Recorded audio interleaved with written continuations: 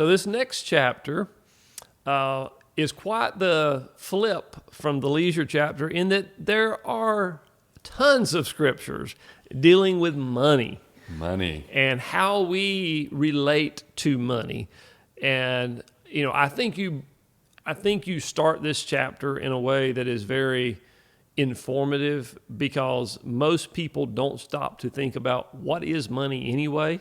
And just that initial answer to that question, I think, begins to lay the foundation for the rest of the chapter. But what would you like to say about this chapter?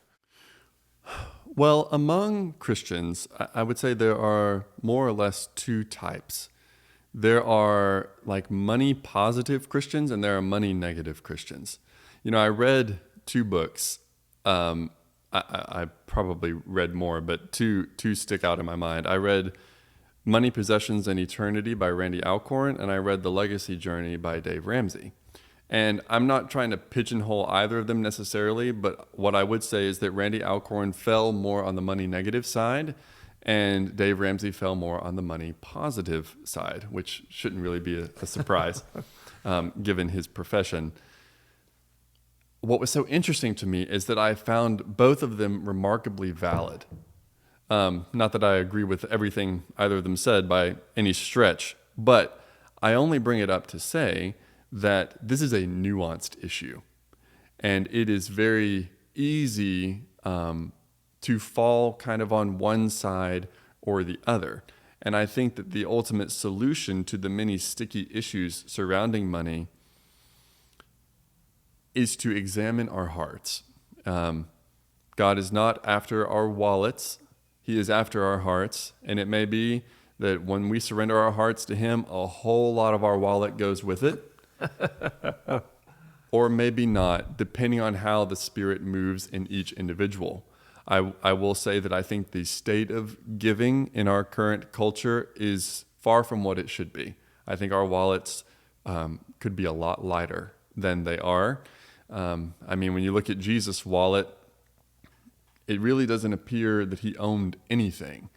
Of course, that was a part of His mission on earth, and there's nothing wrong with us owning things, of course, but I do want to say that if the Son of God had nowhere to lay His head, then we are not entitled to hold on to any of our possessions. And I believe that Jesus taught that total renunciation of our possessions, first in our hearts and then in our giving, that is the standard for every Christian.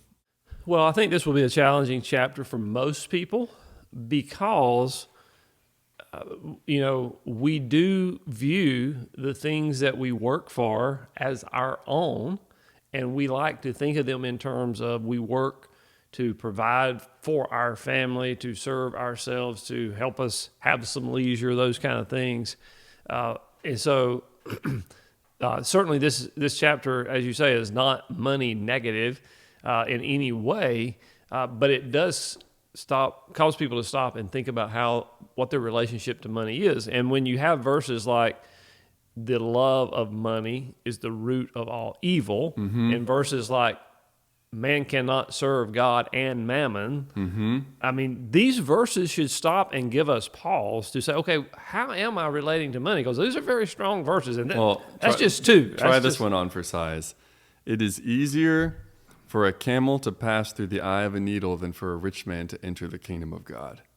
Yes. Yeah, so in this chapter, I try to grapple with those, like, wow, these absolute statements, they're so strong. What is Jesus trying to tell us here? And he's not trying to tell us we can't have things, but he is warning us. So I invite people to read the chapter and really let it soak in and examine it's really about how do you relate to money. Would you say that's a good summation of the chapter, is how we relate to money and how we should relate to it from a spiritual perspective? Absolutely. It's about what you love. It's Yes. about what you love. If you love money, then you're headed to a bad place really fast. Yes. But, if God is the chief love of your heart, then you will use money in the way that He would have you to do.